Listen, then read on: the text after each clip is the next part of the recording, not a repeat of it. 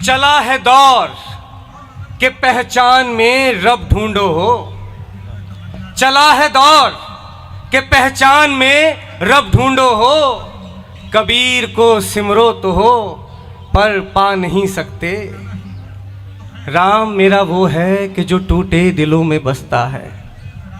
राम मेरा वो है कि जो टूटे दिलों में बसता है। जोड़कर मस्जिद शिवाले उसे पा नहीं सकते। पहने अहम और नफरत के लबादे हरगिज। पहने अहम और नफरत के लबादे हरगिज। राम की रहमत की गंगा नहा नहीं सकते। अरे बुनो तो हो, बुनो तो हो ताना बाना पवित्र पारसाई का। चादर सुकून चैन की पर पा नहीं सकते। और बगैर कांटों की पैनी चुभन की शिद्दत के, बगैर कांटों की पैनी चुभन की शिद्दत के, गुलों की बू और रंगो ताजगी पा नहीं सकते। और कहूँ मैं क्या फ़कत कहने से हुआ क्या अब तक। कहूँ मैं क्या फ़कत कहने से हुआ क्या अब तक। बगैर गुजरे अमल के कुछ पा नहीं सकते। बगैर खल्क़ मोहब्बत के कुछ पा नहीं सकते।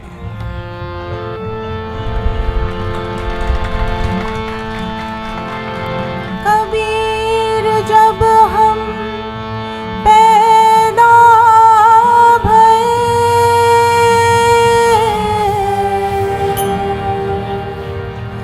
जग हंसे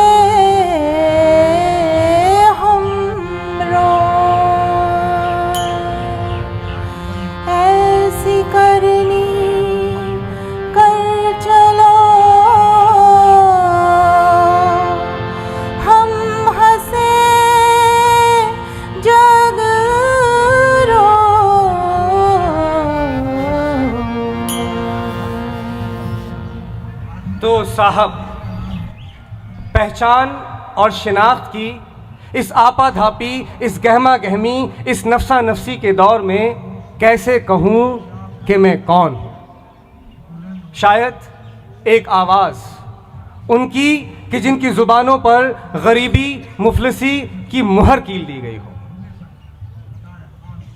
एक प्रयास इंसान को उसके वजूद की मर्यादा और विकार को समझने और उसको हासिल करने की। एक ललकार कि जो हर दौर और हर ज़माने में जालिमाना दस्तूर को भेदने का कोशिश करती है। या फिर एक ख्याल उनके लिए कि जो मेरी ज़िंदगी के जुज़ में रूहानियत, खुदाई रहमत और ईश्वरीय कृपा के अंश तलाशते हैं। पर मेरे लिए इन सब में बढ़कर एक आस, एक उम्मीद, वो आस कि जो कभी ढलती नहीं, कभी मिटती नहीं, सूरज के एक जर्रे की तरह स्याह गहरे अंधेरे को भी चीर डालने की कुव्वत रखती है। वो आस कि जो तुम्हारे लिए है, मेरे लिए है, इस तमाम कुल कायनात के लिए है। पर साहब, बावजूद इसके कि मेरी सोच, मेरे ख्याल मरते दम तक, आखिरी सांस तक पहचान और शिनाख्त के खिलाफ लड़ते रहे, जूझते रहे, विडंबना ये है कि आज मेरी हस्ती खुद इस मर्ज का शिकार बन गई। तो साहब, सूफी तुरक मुझे कहे कबीर शाह, तो हिंदू बोले कबीर दास। अरे सिख सिमरन करे साहिब का, और कबीर पंथी बोले अवतार। किसी ने मुझे भगत समझा तो किसी ने मुझे तौहीदी जाना।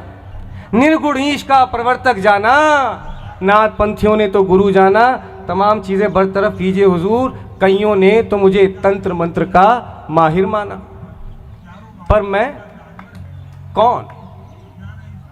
मैं कबीरा।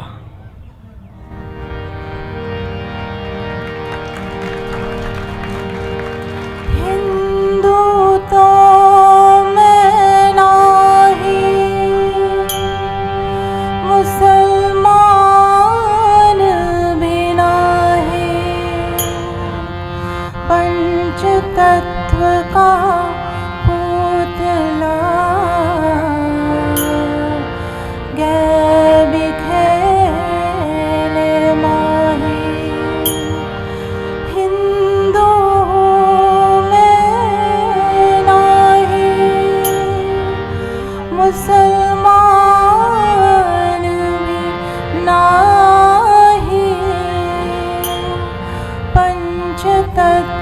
का पुतला गए बिखेल माही। अब साहब, मेरी पैदाइश के इर्द गिर्द बुना ताना बाना जितना दिलचस्प है उतना ही क्रूर भी। कुछ लोगों की माने तो एक विधवा ब्राह्मणी की कोख से जन्मा और लोग लाज के मारे लहर तारा तालाब के किनारे छोड़ दिया गया और फिर एक बांझ जुलाहिन ने मुझे ज़िंदगी बख्शी। तो साहब, हुआ कुछ यूँ कि नीरू और नीमा जी, मेरी माँ और मेरा बाप, सुबह सवेरे मेरे माँ की मायके की जानिब चले जाते थे।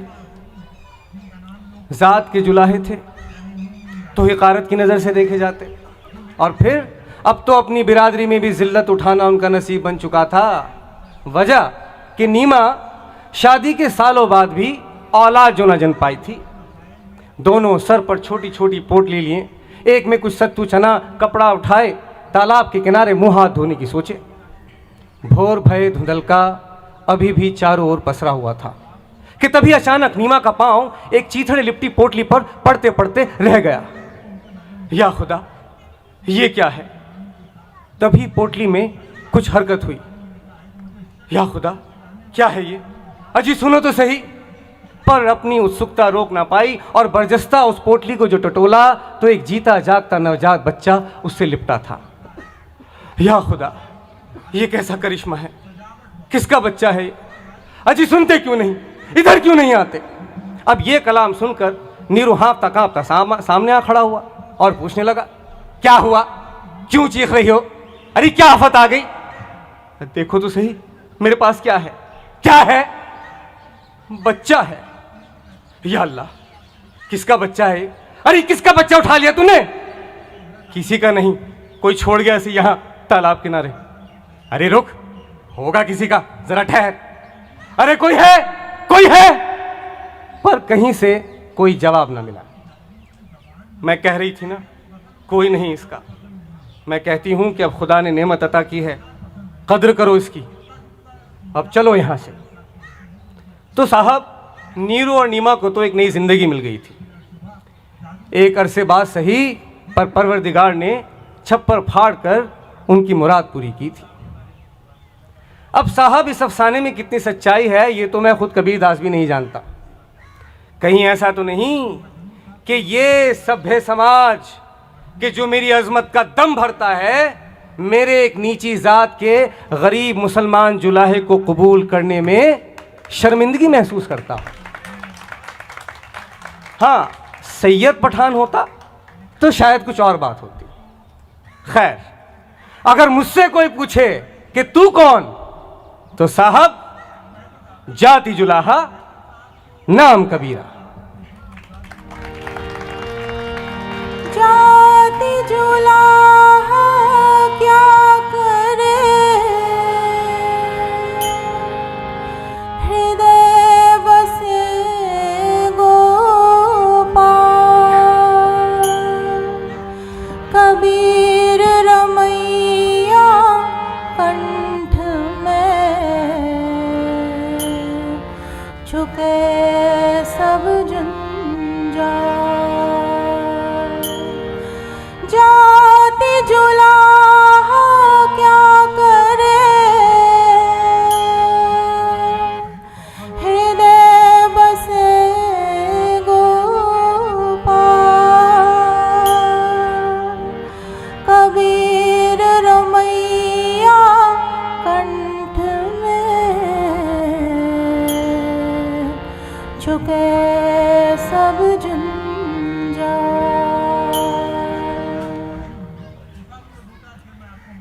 अब साहब, एक बेहतर और इज्जत भरी जिंदगी की तलाश में मेरे पुरखे 2 पुश्त पहले इस्लाम पर ईमान ले आए थे, इस उम्मीद में कि इस गुमनामी और छुआछूत की जिंदगी से निजात मिल सके। पर साहब, जुलाहे ठहरे जुलाहे, मजहब बदला मगर इन सैयद शेखों पठानों की रेशमी दुनिया में जुलाहे महज एक बदनुमा पैबंद बनकर रह गए। लड़कपन के दौर में जब कभी मैं अपने मोहल्ले से बाहर निकलता तो यही अल्फाज मेरे कानों में टकराते और मेरी रूह को चीर देते।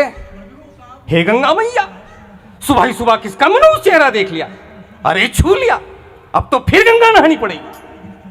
अस्तगफिरुल्लाह, ये नीच लुच्चे शोधे ये क्यों हमारे बच्चों के करीब आते हैं? अरे कोड़ है माशरे का, कोड़। तो साहब, गुस्सा, जिल्लत, कुंठा, ये सब जज्बात एक एक करके मेरे वजूद पर हावी हुए, पर मेरे अंदर अपना घर ना कर सके। कृपा थी उस परवरदिगार की, उस परमात्मा की कि जिसने मुझे सच्चा रास्ता तलाशने की तौफीक अता की, मेरी रहबरी की। और फिर कुदरती तौर पर मेरा दिल और जहन समाज और मजहब की पेचीदगियों की तरफ रुजू होता चला गया। अब चाहे वो आध्यात्म से भरा भक्ति भाव हो या फिर इंसान से इंसान के बीच के रिश्तों की बारीकियां, ये एहसास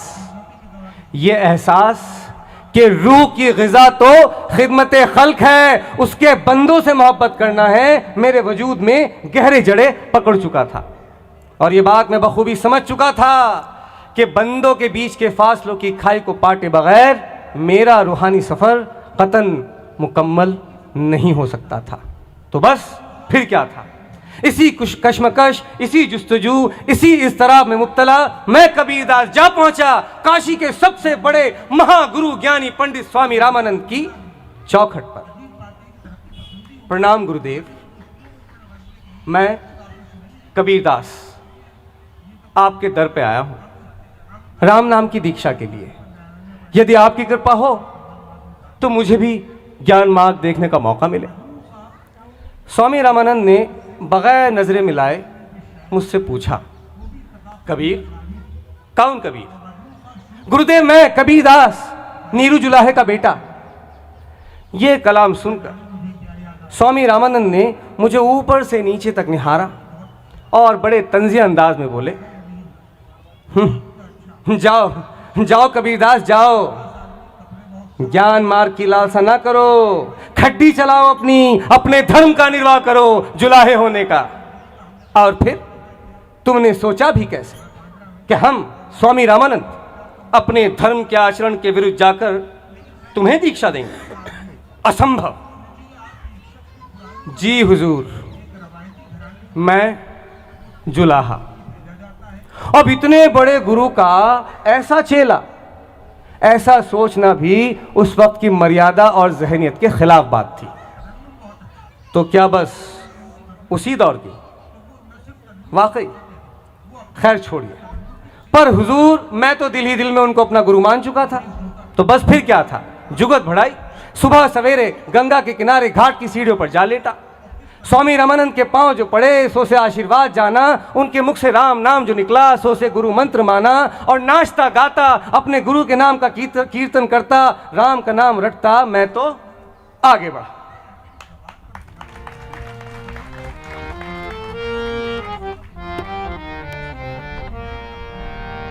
चदरिया झीनी रे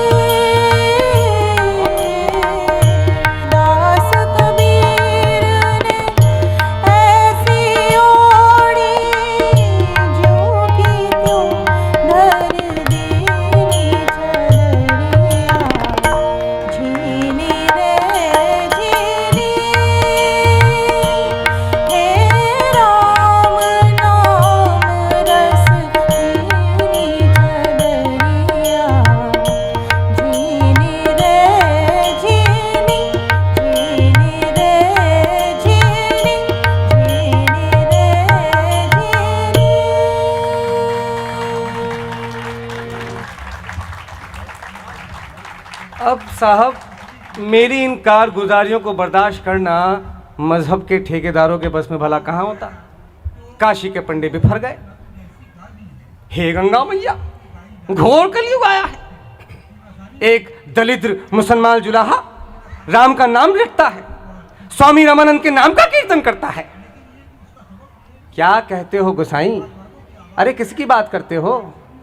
अरे वही कबीरा, कबीरदास।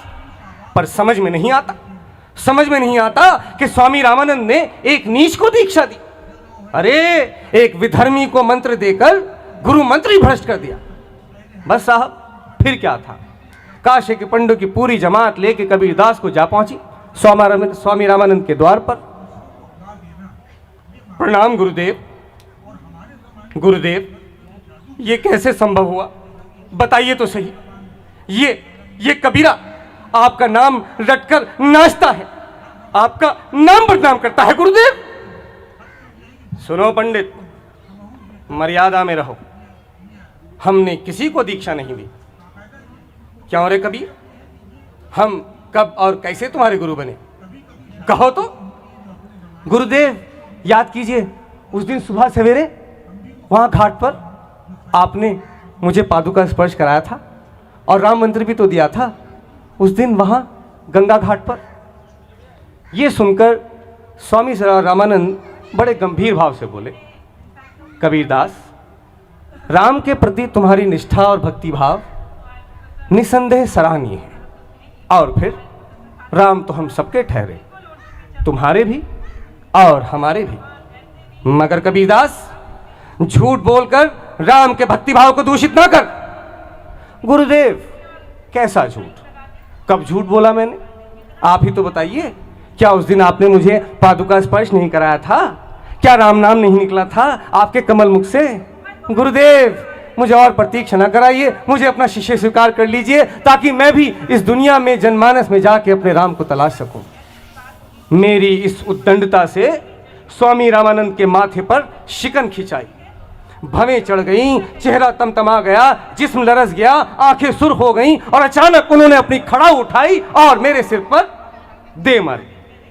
पर साहब, मैं भी भला कहाँ मौका चूकने वाला था, मेरे मुंह से भी बरजस्ता निकल गया। गुरुदेव, यदि तब की दीक्षा झूठी थी तो अब की तो सच्ची है। अरे एक जुलाहे के लिए इससे बड़ा आशीर्वाद और क्या हो सकता है? आपका खड़ाऊ मेरा सर, हाँ आपकी खड़ाऊ मेरा सर। अहो भाग्य। तो साहब, स्वामी रामानंद भले अपने दौर और अपने वक्त की सोच और रूढ़ियों में फंसे थे, पर मेरी नीयत और जज्बा भाप गए और आखिरकार मेरी शागिर्दी नकार न सके। अरे महागुरु ज्ञानी जो थे मेरे गुरुदेव, और मुझे जनमानस में जाकर मेरे राम को तलाशने का मौका फराहम हुआ। धन्य है गुरुदेव।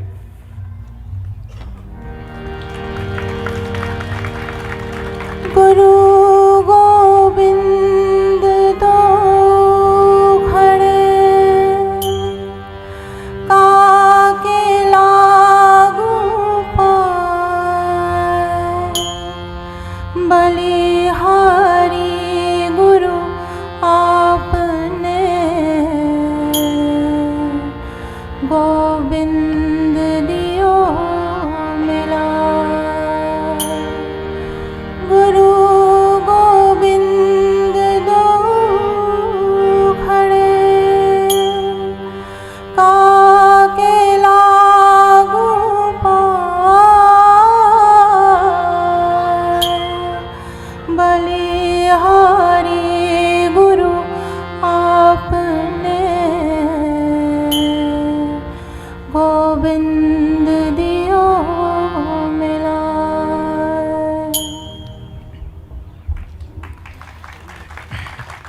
अब साहब, 2 जून की रोटी के लिए जूझते मेरे गरीब माँ बाप मुझे मदरसे तो भला क्या ही भेज पाते, और मैं कागज़ और कलम की सोबत से महरूम रह गया। अफसोस सद अफसोस कि मेरे गुरुदेव की दीक्षा भी मेरी गरीबी, मेरी मुफलिसी और मेरी ज़ात की जंजीरों को तोड़ ना सका। मसी कागद छुओ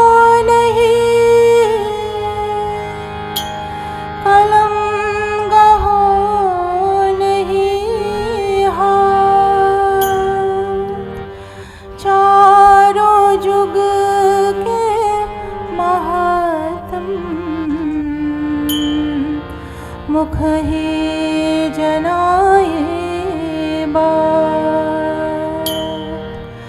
मसी का गद छुओ नहीं,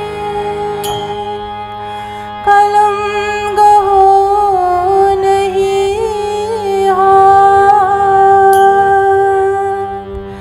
चारों जुग के महात्म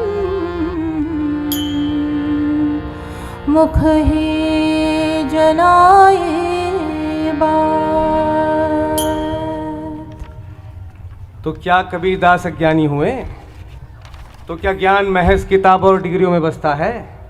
और वैसे भी इन किताबों और डिग्रियों वालों ने कौन सा समाज को निहाल कर दिया, अब वो चाहे असली हो या फर्जी। खैर,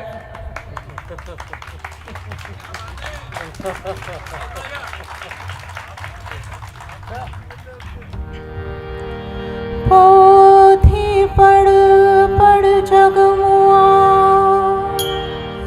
पंडित भयाना को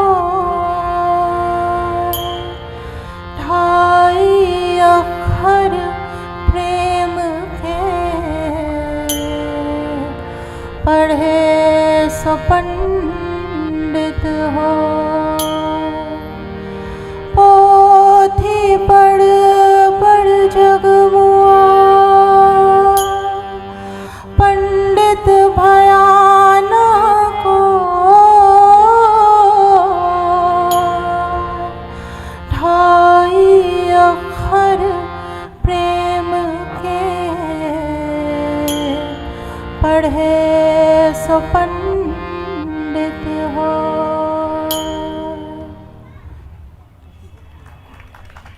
अब साहब, संस्कृत और फारसी ये तो अपने बस की थी नहीं, और वैसे भी एक मामूली से जुलाही की ज़िंदगी की कड़वी हकीकत इन मुक़द्दस ज़बानों में बयान होती भी तो कैसे, और होती भी तो क्यों? भाई बात जनमानस तक पहुंचानी थी तो आम लोगों की ज़बान अपनाई। और वैसे भी मैं इस बात को बखूबी जान चुका था कि मेरा ख्याल और मेरा फ़लसफ़ा महज इसी खिचड़ी सदुक्कड़ी भाषा की परवाह में ही परवान चढ़ सकता था। तो भाई तू कहता कागज की लेखी, तू कहता कागज की लेखी, मैं कहता आंखों की देखी। अब साहब, एक दिन की बात है कि अभी शाम का सूरज पूरी तरह ढला भी ना था, चांद अभी फलक पर नुमाया हुआ भी न था। कबीरदास अपनी खड्डी चलाने में मग्न कुछ गुनगुना रहे थे।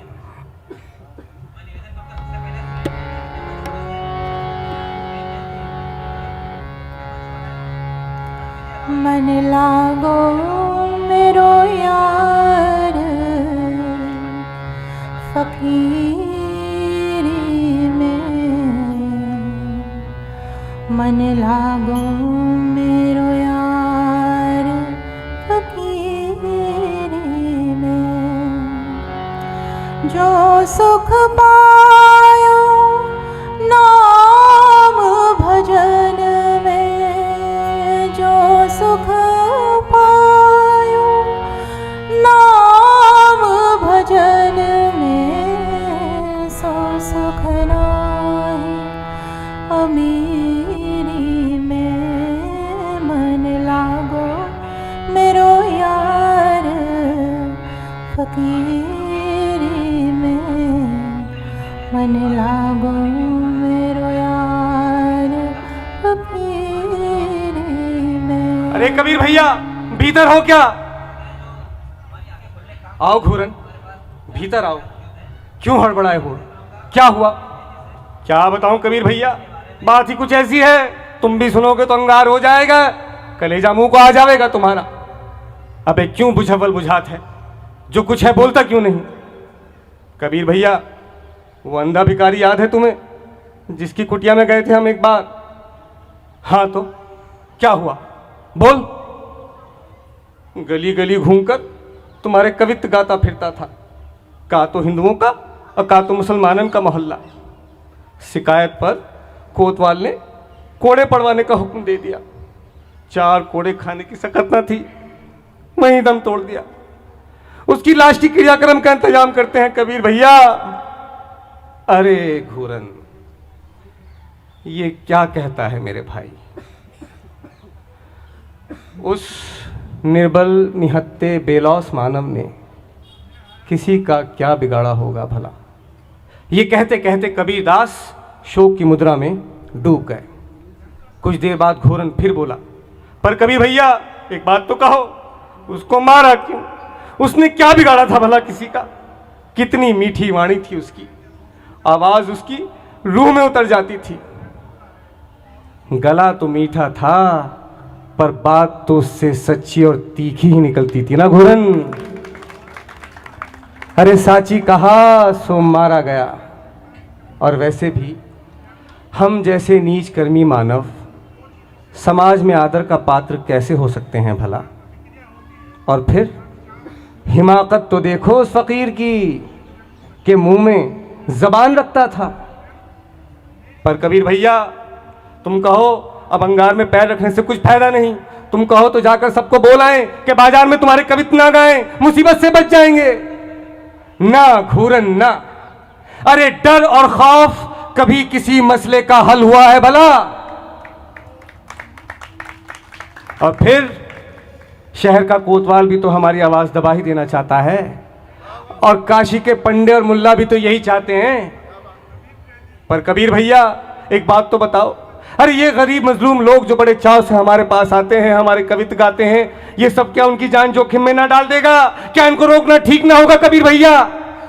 तू किस किस को रोकेगा घूरन, और क्यों रोकेगा? अरे जो दुखी जन होगा सो हमारे पास तो आवेगा ही। जनमानस के हौसले को कम मत आ घूरन। हम तुम तो कविता गढ़ लेते हैं, पर भावना तो उनके मन में भी ऐसी ही है। अब तो राम भली करे, दिल में यही ख्याल आता है कि या तो अब हम सब के कंठ एक साथ चलेंगे या एक साथ हलाक होंगे। हम तुम मिलकर कविता पढ़ेंगे, समागम लगाएंगे, सत्संग करेंगे। तो कबीरा खड़ा बाजार में लिए लुआठी हाथ, अरे कबीरा खड़ा बाजार में लिए लुआठी हाथ, अरे जो घर फूके अपना चले हमारे साथ। तो तय हुआ,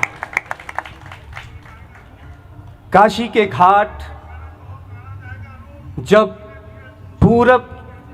पूरब में सूरज की लालिमा छिटकेगी, जब पक्षियों का कलरव होगा, जब मंदिर में घंटे बजेंगे और मौज़्ज़िन आज़ान देगा, तब हमारी संगत परवाज करेगी।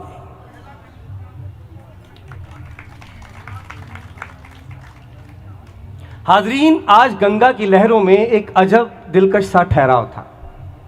कबीरदास के पास कुछ अधनंगे पतले दुबले जन एक दूसरे को छोटे छोटे किस्से कहानियां सुना रहे थे।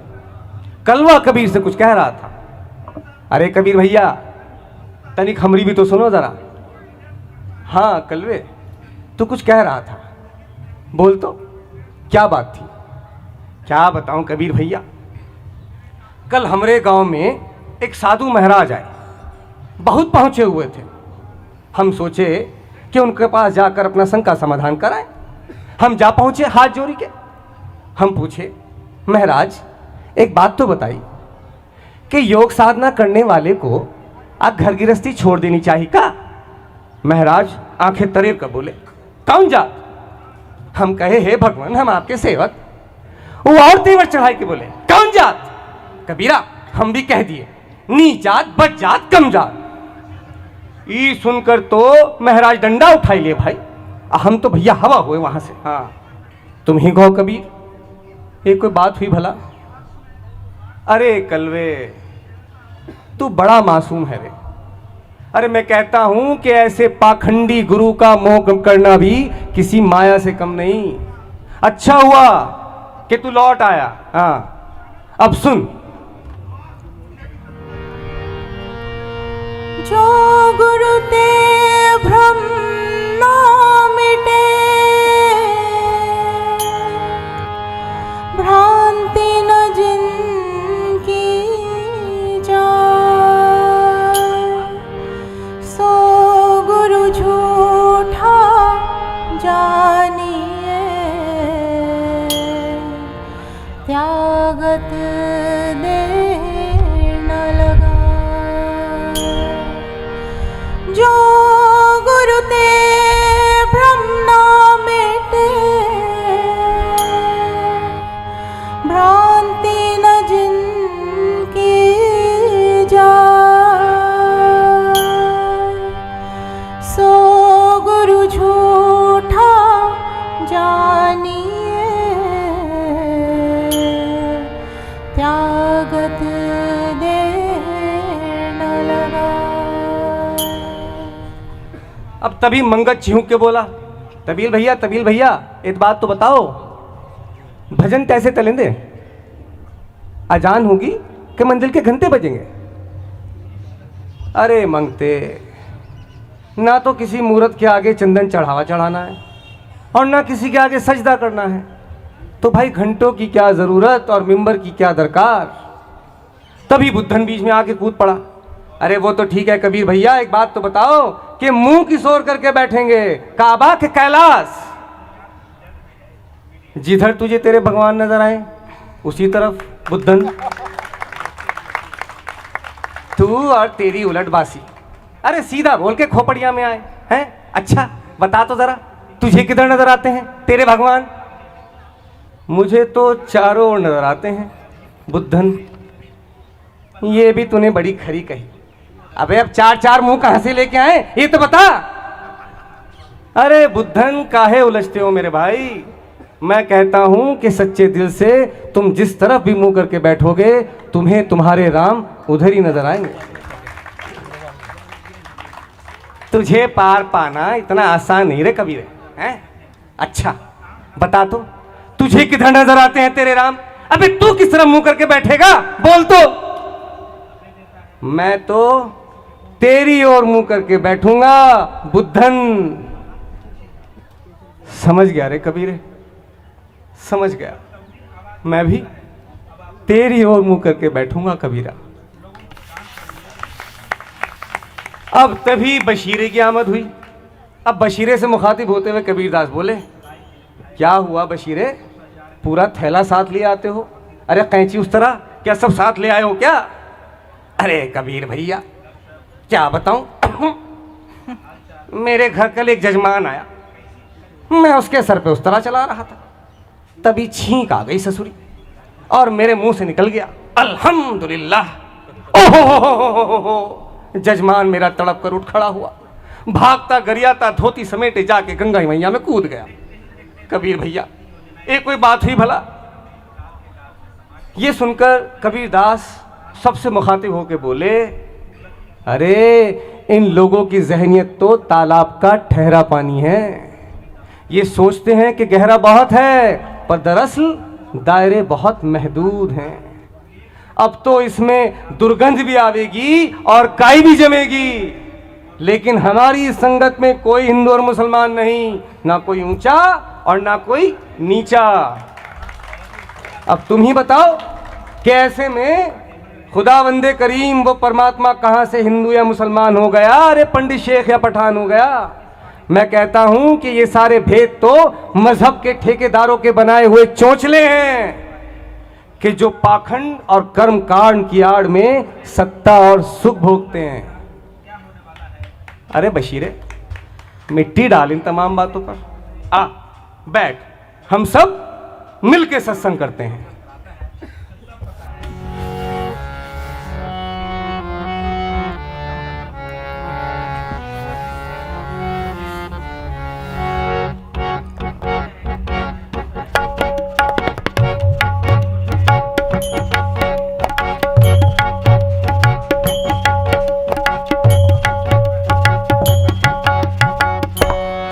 सुख पायो नाम भजन में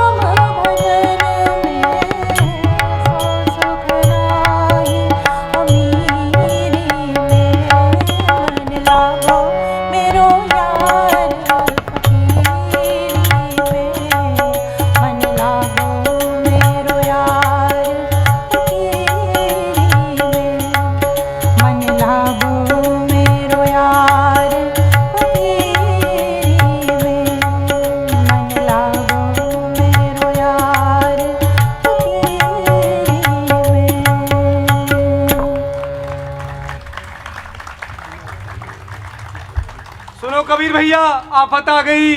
अरे काशी के सारे मुल्ले और पंडे कोतवाल समेत इधर ही चले आते हैं, सबकी त्योरियां चढ़ी हुई हैं, लगता है आज हमारी खैर नहीं। हाजरीन, घोड़ों की टापों की आवाज़ रफ्ता रफ्ता करीब आती जा रही थी। गर्दो गुबार का मरगुला चारों तरफ बिखरा हुआ था। संगत के भागीदार एक एक करके एक कोने में सिमटते जा रहे थे और वहाँ दूर शाही कतार, फौजों की कतार के पीछे कोतवाल अपने घोड़े से उतर रहा था। कोतवाल अपने हुक्मराना अंदाज में बोला, क्यों बे कबीरे, तू बाज क्यों नहीं आता है? लगता है कि उस भिखारी की लाश से तूने कोई इबरत हासिल नहीं की। बे क्यों जान गंवाने की फिराक में है? जानता भी है कि तेरे सबब से मेरी रियासत में कितनी बदअमनी फैली है। हाकिम साहब, 1.5 पसली की मेरी जान, 2.5 आखर की मेरी बात और सरसों के दाने सा मेरा वजूद, भला मेरी क्या बिसात कि कुछ ऐसा करने की सोचूं भी। तभी एक मौलाना जो एक तरफ खामोशी से खड़े थे, उन्होंने फौरन अपनी चुप्पी साधी और एक कसीदा मेरी शान में पढ़ दिया। हुजूर, इसकी लफ्फाजी पर मत जाइए, इसकी करतूतें देखिए। अरे एक मुसलमान होकर एक हिंदू संत की शागिर्दी अख्तियार करता है, रोज़ा नमाज तस्बीह की तनकीद करता है, बेदीनी फैलाता है, हुजूर कौम को गुमराह करता है, मुर्तद है, मुर्तद कहीं का। काकर पाथर जोरी के मस्जिद लई चुना तापर मुल्ला बांध दे। क्या बहरा हुआ खुदा। अब भला पंडित जी मौका कहाँ चूकते, उन्होंने भी वहीं अपनी कलिष्ठ परिष्कृत भाषा में मेरा अभिनंदन कर डाला। हाकिम साहब, ये तुरक मूर्त मंदिर, पूजा पाठ सबके विरुद्ध बकता है, कहता है कि मंदिर में भगवान नहीं बसते। हमारी आस्था, हमारे कर्मकांड को पाखंड बताता है हुजूर, पाखंड बताता है। पाहन पूजे हरि मिले, पाहन पूजे हरि मिले, तो मैं पूजूं पहाड़, ताते तो जाकी भली, पीस खाए संसार।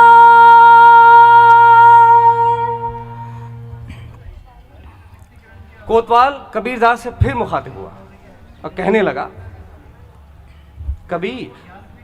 कबीरदास, आज तुझसे पहली बार साबका हुआ।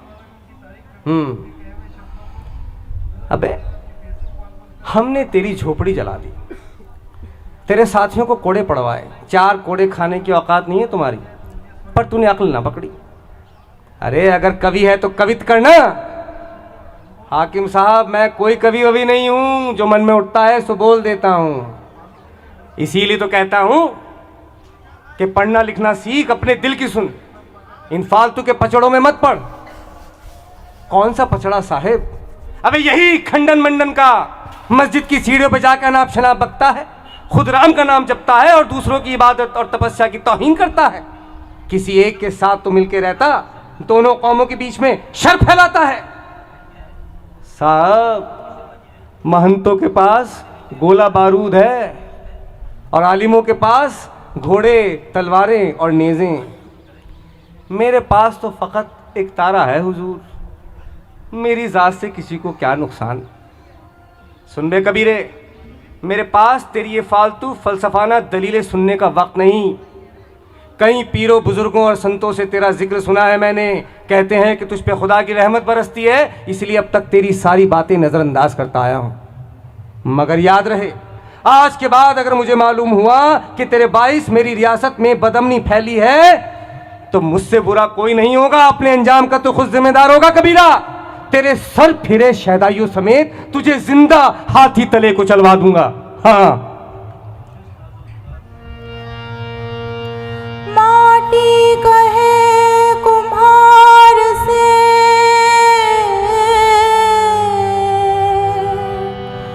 तू क्या रोंद मोर, एक दिन ऐसा आएगा मैं रोंदूंगी तो मैं रोंदूंगी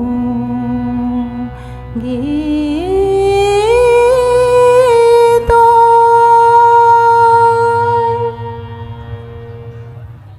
ये अल्फाज सुनकर कोतवाल भन्ना गया और तकरीबन चीखता हुआ बोला, बददिमाग नामुराद इंसान, तू जानता भी है कि किसके सामने अपने ये बगावती तेवर दिखा रहा है, हैं? ये लोग इस समाज और मजहब के रहनुमा हैं और हम इस निज़ाम के माई बाप, इस रियासत के रहबर। पर साहब कबीर दास के चेहरे में, उसके हाव भाव में तो अजीब सी एक बेपरवाही थी। मान लो कह रहे हो कि चाह मिटी चिंता मिटी सो मनवा बेपरवाह, चाह मिटी चिंता मिटी सो मनवा बेपरवाह, जिसको कुछ नहीं चाहिए वो शहंशाह। कबीरदास के चेहरे पर एक अनोखी सी चमक और होठों पर एक पुरसकून तबस्सुम बिखरी हुई थी।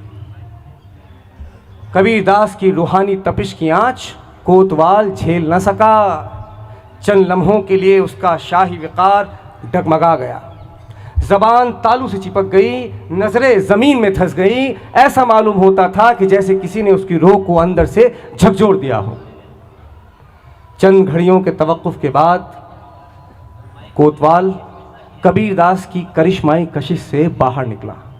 हक्का बक्का बेसुध बेहाल अपने हवास में काबू में करता हुआ लरसती हुई आवाज में बोला, इसको इसकी जबान दराजी के एवज 50 कोड़े लगवाए जाएं।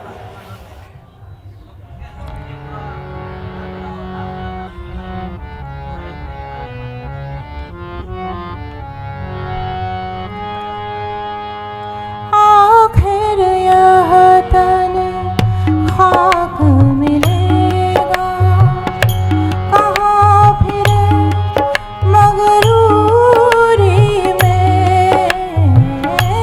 आखिर यह तन खाक मिलेगा, कहाँ फिरे मगरूरी में।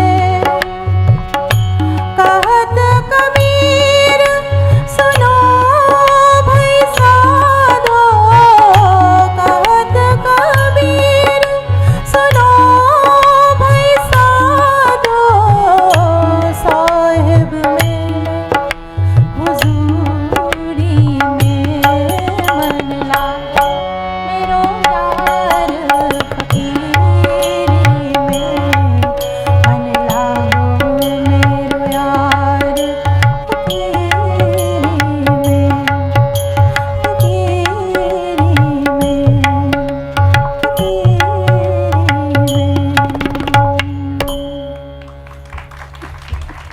तो हाजरीन, वाराणसी पुनीत जानवी के तीर बसी वाराणसी, भगवान भूत भावन विशेश्वर की प्रिय नगरी वाराणसी, साधु सन्यासियों यहाँ तक कि सामान्य जनों की आध्यात्मिक स्थली वाराणसी।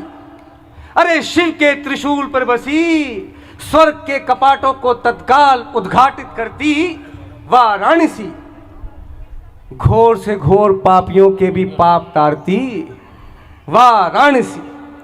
तो साहब ये थी हमारे कबीर की काशी। पर कबीर ने तो अपने आखिरी वक्त में मगहर जाने का मन बना लिया था। अब ये मगहर क्या बला है सो बयान करता चलूं कि काशी से 200 कोस दूर एक कस्बा बसता है, नाम है मगहर।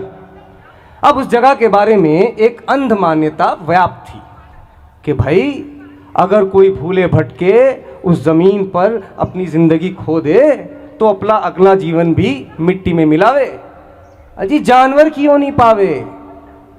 पर कबीरदास अपनी ज़िंदगी के आखिरी मुकाम, अपनी ज़िंदगी के इस आखिरी मरहले पर भला कहाँ चूकने वाले थे। पहुँच गए मगर अपना टूटा फूटा अंजर पंजर शरीर लेकर। किसी ने समझाया भी, क्यों भाई कबीर, क्यों भला, अरे काशी तो मरने के लिए लोग दूर दूर से आते हैं, तुम काहे को उल्टी गंगा बहाते हो, काहे मगर प्रस्थान को जाते हो, मत जाओ, रुक जाओ। पर साहब यही जहनियत और यही मानसिकता कि जो किसी को राजा सो किसी को रंग, किसी को साधु सो किसी को पापी, किसी को नीचा सो किसी को ऊंचा सो किसी को नीचा, किसी को पाक सो किसी को नापाक करार देते हैं, मेरे ज़मीर मेरी अंतरात्मा को एक कांटे की तरह झकझोर देते हैं। और फिर चरखा चलाते चलाते एक दिन मेरी ज़िंदगी का पहिया भी अपना चक्कर पूरा करने को था, वृक्ष से पत्ता अलग होने को था, मिट्टी में रुंध जाने का वक्त आ चला था। मगर ये सोच कि मगर मनहूस है, ये मुझे इस बात का एहसास दिला गया कि कबीरदास तुम्हारे ख्याल महज कुछ कोने तो रोशन कर पाए, पर अभी भी अंधेरे की ताकत बरकरार है। मेह के बरसने से मिट्टी तो भीग कर सजल हो गई, पर पत्थर तो जस का तस रहा कि माला फेरत झुक गया, फिरा न मन का फेर। और फिर एक दिन किसी लम्हा मेरी ज़िंदगी का हंस इस पंच तत्व के शरीर को त्याग कर अकेला ही हमेशा के लिए उड़ गया। पर मुझे मालूम हुआ कि मेरे मरने के बाद फिर फसाद उठ खड़ा हुआ, क्योंकि अब तो मैं हिंदू भी था कि कुछ लोग मुझे जला देना चाहते थे, और मुसलमान भी कि कुछ लोग मुझे दफना देना चाहते थे। आखिरकार मेरे जिस्म को तकसीम करके एक को दफना दिया गया और एक को जलाकर उस पर समाधि बना दी गई। इस बात को भी गुजरे तकरीबन 500 साल गुजर चुके हैं, पर हुजूर ऐसा लगता है कि वक्त का पहिया वहीं का वहीं रुक गया, अपनी धुरी पर तो घूमता रहा पर आगे ना बढ़ सका। तो साहब पहचान और शिनाख्त के इस माया जाल में आज भी फंसे हो, कहाँ भटकते हो, किसे तलाशते हो, परवरदिगार को, परमात्मा को। वाकई सचमुच